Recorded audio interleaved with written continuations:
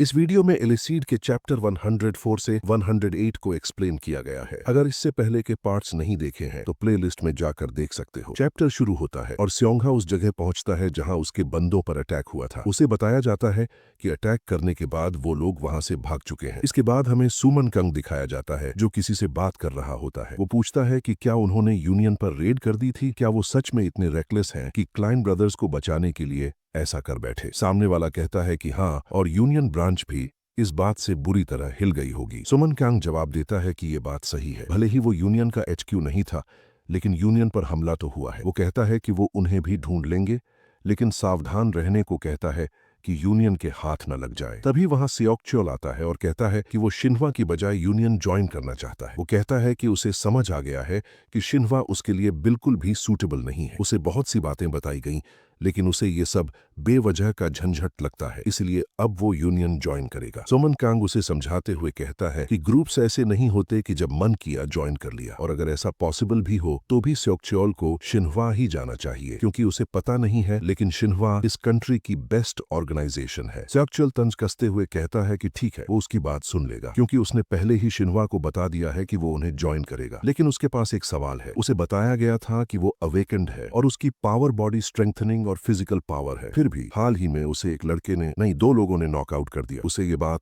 समझ नहीं आ रही। तभी उसकी नजर जिसूक और सुबिन पर पड़ती है और वो बताता है कि यही वो दोनों हैं जिन्होंने उसे बेहोश किया था। सुमन कांग कहता है कि इसमें कोई हैरानी की बात नहीं है। इस कंट्री में सिर्फ यही दोनों ऐसे हैं जो इतने स्ट्रांग हैं। वो कहता है कि दूसरे के बारे में उसे नहीं पता, लेकिन जिनकी तरफ सियोक-च्योल इशारा कर रहा है वो जिसुक यू और सुबिन ली है। खासकर जिसुक जो शिन्हवा में है, वही ग्रुप जो सियोक-च्योल को लेने वाला है। सियोक-च्योल गुस्से में कहता है कि अब उसे समझ आया कि जिसुक इतना स्ट्रांग क्यों था। वो भी अवेकेंड है। फिर वो कहता है कि अगर जिसुक शिन्हवा में है तो वो वहां नहीं जाना चाहता और अब यूनियन ज्वाइन करना चाहता है। सुमन कांग उससे पूछता है कि क्या शिन्हवा ने उसे खुद वहां आने को कहा था। साइन शिफ्ट होता है और वुइन कहता है कि उसे कहीं जाना है। इतना बोलकर वो वहां से चला जाता है। उधर जीवू सोचता है कि आज वुइन का एक्सप्रेशन कुछ अजीब लग रहा था। वो सोचता है कि क्या कल उसके टीचर के साथ कुछ हुआ था। हमें फिर स्योंगा दिखाया जाता है जो सोच रहा होता है कि साइट की गार्डिंग कर रहे किसी भी एजेंट की जान नहीं गई। वो मन ही मन सवाल करता है कि क्या बेहतर नहीं होता अगर वो मर जाते, ताकि कोई एविडेंस या ट्रेस न बचता। फिर वो सोचता है कि क्या ये सब सिर्फ इसलिए किया गया ताकि उनके दोस्तों को नुकसान न पहुंचे। तभी वहां वुइन आ जाता है। स्योंगा उससे कहता है कि अभी डॉक्टर डिलेन से मिलने में और समय लगेगा और उसने पहले ही कहा था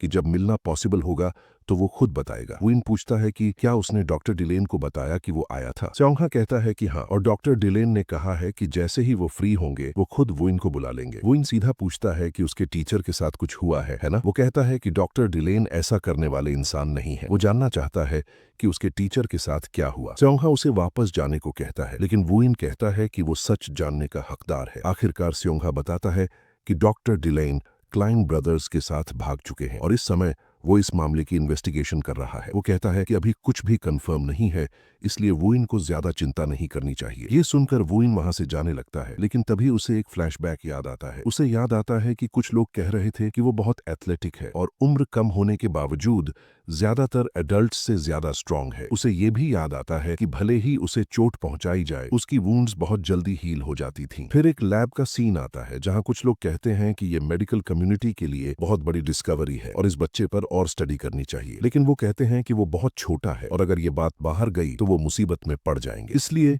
इसे स्ट्रिक्टली सीक्रेट रखने को कहा जाता है। वो कहते हैं कि अगर इससे कुछ हासिल हुआ तो ये दुनिया को चौंका देने वाली डिस्कवरी होगी। इसके बाद दिखाया जाता है कि एक दिन डॉक्टर डिलेन वुइन से मिलने आता है और कहता है कि वो कुछ समय के लिए गायब था और लौट कर देखता है कि वो लोग एक बच्चे पर एक्सपेरिमेंट कर रहे हैं। वो वुइन से पूछता है कि क्या वो उसके साथ जाना चाहता है, क्योंकि अगर वो वहां रहा तो उसे बहुत मुश्किलों का सामना करना पड़ेगा। वो वुइन को भरोसा दिलाता है कि उसे उससे डरने की जरूरत नहीं है, क्योंकि वो उसकी तरफ है। सीन शिफ्ट होता है और डॉक्टर डिलेन कहता है कि वो एक बहुत इंपॉर्टेंट एक्सपेरिमेंट पर काम कर रहा है। अगर वो सफल हुआ तो वो बहुत से लोगों की जान बचा सकता है और लोगों को ज्यादा हेल्थी बना सकता है। वो वुइन से कहता है कि जब वो उसे देखता है तो उसे अपनी बेटी की याद आती है जो अब इस दुनिया में नहीं है। अगर वो अवेकेंड होती तो शायद अपनी बीमारी पर जीत पा लेती। अगर वो जिंदा होती तो आज वुइन की ही उम्र की होती। कुछ समय बाद वुइन कहता है कि वो भी रिसर्च के बारे में सीखना चाहता है। डॉक्टर डिलेन मना कर देता है और कहता है कि जो फोर्स कंट्रोल उसने सिखाया है वो काफी है। वो कहता है कि वुइन को उसी रास्ते पर नहीं चलना चाहिए जिस पर वो खुद चला है और पूछता है कि क्या वो भी वैसा ही दर्द झेलना चाहता है। सीन शिफ्ट होता है और जीवू बताता है कि आज जीसुक और सुबिन जल्दी चले गए। तभी केडन कहता है कि उसे घर के पास कुछ अवेकेंड की प्रेजेंस महसूस हो रही है। उसे लगता है कि वो शिन्हुआ के हैं और चारों तरफ फैले हुए हैं, जैसे वो जीवू की गार्डिंग कर रहे हो। उधर इनह्यूक बताता है कि जीवू और वून के घर के आसपास शिन्हुआ और यूनियन के एजेंट्स उन्हें गार्ड कर रहे हैं। वो आगे कहता है कि ज्यादा चिंता करने की जरूरत नहीं है। क्लाइन ब्रदर्स भले ही भाग निकले हों, लेकिन वो अभी यूनियन से बचने में ही उलझे रहेंगे, इसलिए बच्चों तक पहुंचने का उनके पास वक्त नहीं होगा। उनके मुताबिक बच्चों की प्रोटेक्शन के लिए प्रॉपर मेजर्स ले लिए गए हैं। इस पर जियोंग सवाल करती है कि क्या जीसुक का दोस्त डॉक्टर डिलेन का स्टूडेंट था। इधर केडन बाहर की सिचुएशन देखने आता है। वो सोचता है कि ये एजेंट्स लगभग तय तौर पर शिन्हुआ की साइड के हैं और उनकी पोजीशनिंग देखकर साफ लगता है कि वो जीवू की प्रोटेक्ट कर रहे हैं। लेकिन केडन के लिए सवाल ये होता है कि आखिर वो ऐसा क्यों कर रहे हैं। अंदर आकर केडन जीवू को बताता है कि ये शिन्हुआ के एजेंट्स हैं और वो जीवू की प्रोटेक्शन के लिए यहाँ है, उस पर नजर रखने के लिए नहीं। जीवू जवाब देता है कि शायद उन्हें पता चल गया होगा कि वो केडन का स्टूडेंट है। केडन ने पहले ही कहा था कि ये डेंजरस हो सकता है, इसलिए शायद यही वजह है। केडन गुस्से में कहता है कि वो ये बात भूल गया था, लेकिन लगता है जियोंग को पहले से पता था कि जीवू उसका स्टूडेंट है। उसे शक होता है कि इनह्यूक ने ही जियोंग को ये बात बताई होगी। अगले दिन जीवू चिंता में कहता है कि उसे नहीं पता वुइन आजकल कहाँ रह रहा है। वो स्कूल भी नहीं आया और अपना फोन भी नहीं उठा रहा। सुबिन बताती है कि वुइन कल से अजीब बिहेव कर रहा है। वो उसे कल यूनियन के पास मिली थी और उसे लगा कि कुछ न कुछ जरूर हुआ है। उसने रात को कॉल भी किया था, लेकिन वुइन ने जवाब तक नहीं दिया। तीनों मिलकर वुइन के घर जाने का फैसला करते हैं, लेकिन वहां पहुंचकर देखते हैं कि वुइन वहां भी नहीं है। सुबिन हैरान होकर कहती है कि वुइन ऐसी जगह अकेला रहता है। उसके मुताबिक ये कोई कमरा नहीं बल्कि एक बेसमेंट जैसा है। तभी वुइन वहां आ जाता है। जीवू उससे पूछता है कि उसने कॉल्स का जवाब क्यों नहीं दिया और क्या कुछ हुआ है। वो कहता है कि जब से वुइन अपने टीचर से मिलने गया है तब से उसका बिहेवियर अजीब लग रहा है। वुइन कहता है कि ऐसा कुछ नहीं है, बस वो अपनी प्रॉब्लम्स किसी को बताने का आदी नहीं है। फ्लैशबैक में डॉक्टर डिलेन कहते हैं कि वुइन उन बच्चों के साथ अच्छा दोस्त बन गया है। वो कहते हैं कि भले ही वुइन हमेशा एक जैसा दिखता हो, लेकिन वो जान सकते हैं कि वो खुश है और उसे ऐसे देखकर अच्छा लगता है। वुइन सबको बताता है कि डॉक्टर डिलेन उसका टीचर है जो यूनियन से एस्केप कर चुका है और अब यूनियन उसके पीछे पड़ी हुई है। ये सुनकर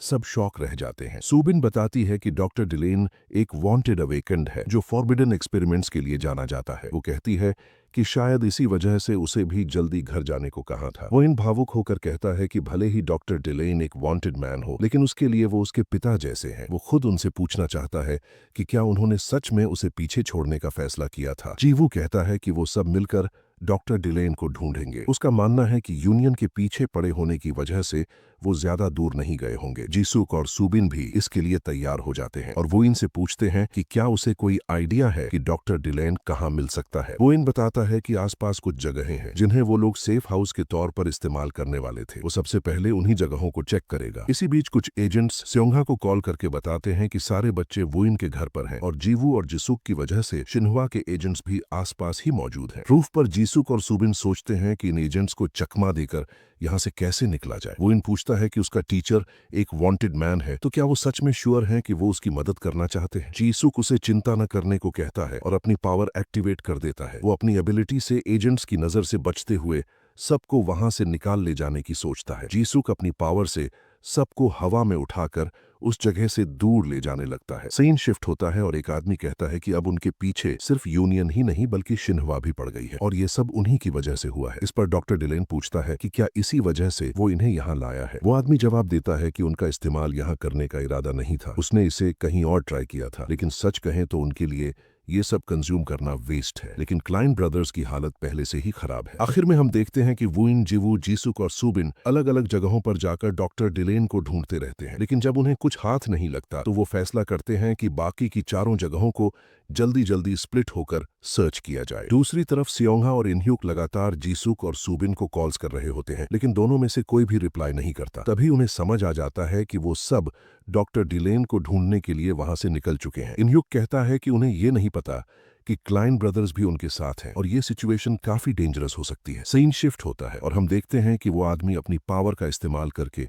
यूनियन के कुछ एजेंट्स को कंट्रोल कर लेता है ताकि वो दोनों वहां से आराम से एस्केप कर सकें। इस पर डॉक्टर डिलेन पूछता है, क्या तुम क्लाइन ब्रदर्स से जानबूझकर हंगामा करवाना चाहते हो ताकि शिन्हुआ और यूनियन उनके चक्कर में उलझ जाए और हम निकल सकें। वो आगे कहता है कि क्या वो सीरियस है, क्योंकि ना तो उसका क्लाइंट और ना ही उसका ग्रुप खुश होगा अगर अवेकेंड की एग्जिस्टेंस पब्लिक में सामने आ गई। इस पर वो आदमी जवाब देता है कि जो भी होगा वो क्लाइन ब्रदर्स करेंगे, वो नहीं। इधर जीवो वुन से मिले एड्रेस पर पहुंचता है, लेकिन वहां भी उसे कोई नहीं मिलता। वो मैसेज भेजने ही वाला होता है कि तभी पीछे से एक भयानक एक्सप्लोजन की आवाज आती है। बाहर हम देखते हैं कि एक्सप्लोजन की वजह से यूनियन और शिन्वा के एजेंट्स की हालत खराब हो जाती है और ये धमाका किसी और ने नहीं बल्कि क्लाइन ब्रदर्स ने किया होता है। उसी समय सुमान कांग को बताया जाता है कि क्लाइन ब्रदर्स अब अकेले मूव कर रहे हैं। वो सोचता है कि कहीं ऐसा तो नहीं कि वो आदमी मतलब लोब्रीन उन्हें अपनी एबिलिटी से इस्तेमाल कर रहा हो। यूनियन के कुछ बचे हुए एजेंट्स क्लाइन ब्रदर्स से फाइट करने की कोशिश करते हैं ताकि उन्हें उलझा कर रखा जा सके और यूनियन से बैकअप आ जाए, लेकिन तभी साइड से जीवू वहां पहुंच जाता है और सीधे उन पर अटैक कर देता है। क्लाइन ब्रदर जीवू के अटैक को डिफेंड करता है और पलटकर उस पर वार करता है। जीवू डॉज करते हुए सोचता है कि अगर इन दोनों को पकड़ लिया गया था तो ये बाहर कैसे आ गए। जीवू उसे फाइट में बिजी रखता है ताकि यूनियन के बाकी एजेंट्स एक आइसोलेशन स्पेस बना सकें और नॉर्मल पब्लिक को अवेकेंड के बारे में पता न चले। वो जीवू पर दोबारा अटैक करने के लिए आगे बढ़ता है, तभी वहां जिसूक भी पहुंच जाता है। जीवू जिसूक से कहता है कि वो कुछ टाइम बाय करे ताकि जीवू वहां पड़े इंजर्ड लोगों को सेफली बाहर निकाल सके। जिसूक फाइट शुरू करता है और सीधे अपनी पावर से उस पर हमला कर देता है। इसी बीच जीवू एक इंजर्ड आदमी को उठाकर बाहर ले जाने की कोशिश करता है, लेकिन वो क्रिमिनल उस पर फिर से अटैक करता है। जिसूक उसे काउंटर करने के लिए एक और अटैक करता है। दोनों की एनर्जीज आपस में कोलाइड होती हैं, लेकिन जिसूक की एनर्जी उससे वीक होती है, इसलिए फायरबॉल जिसूक के अटैक को चीरती हुई सीधे उसकी तरफ बढ़ जाती है। ठीक आखिरी मोमेंट पर सुबिन वहां पहुंच जाती है और जिसूक को उस अटैक से बचा लेती है। अब तीनों फाइट के लिए पूरी तरह रेडी हो जाते हैं, लेकिन तभी सामने से एक और फायरबॉल उनकी तरफ आता है। तीनों जैसे तैसे उस अटैक से बच जाते हैं, लेकिन वो क्रिमिनल अभी भी पूरी एनर्जी के साथ खड़ा रहता है। दूसरी तरफ उस क्रिमिनल का ब्रदर एजेंट्स पर अटैक कर रहा होता है, लेकिन तभी वहां इनह्युक पहुंच जाता है और उन्हें बचा लेता है। इनह्युक सबको वहां से निकलने का ऑर्डर देता है, लेकिन जैसे ही वो जाने लगते हैं पीछे से वो क्रिमिनल उन पर अटैक कर देता है। इनह्युक बीच में आकर आराम से उस अटैक को डिफेंड कर लेता है और कहता है कि बिना स्पेशल आइसोलेशन के